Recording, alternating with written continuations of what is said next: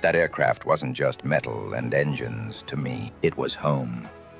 And the men beside me, they were my family. Before every mission, it was always the same. A tight silence, a few nervous jokes, and the unspoken truth that some of us might not come back. We flew bombing missions over occupied France, high above the clouds. From that altitude, the war felt distant, almost unreal. But it never stayed that way for long. On one mission, everything changed. As we crossed into enemy territory, the sky suddenly exploded. German flak tore through the air around us. The aircraft shook violently.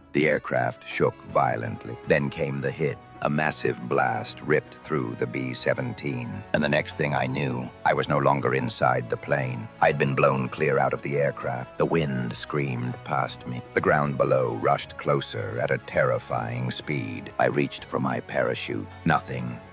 For a few seconds, I truly believed that was the end. At just 3,000 feet above the ground, I pulled again with everything I had left. Time seemed to stop. Then suddenly, the chute opened.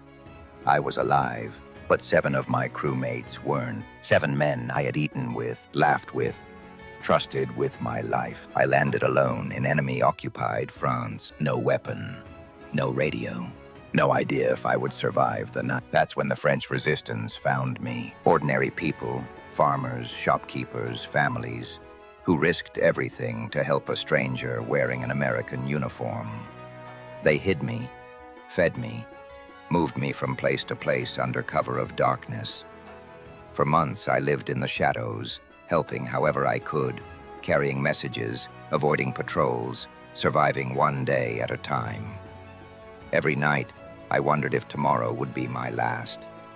Eventually, Allied troops reached the area, and after months behind enemy lines, I was finally brought home. I survived the war.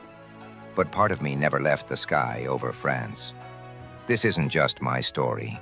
It's the story of the men who didn't make it back, and the civilians who risked their lives so that I could. War doesn't end when the shooting stops. It stays with you. And this is how I remember it.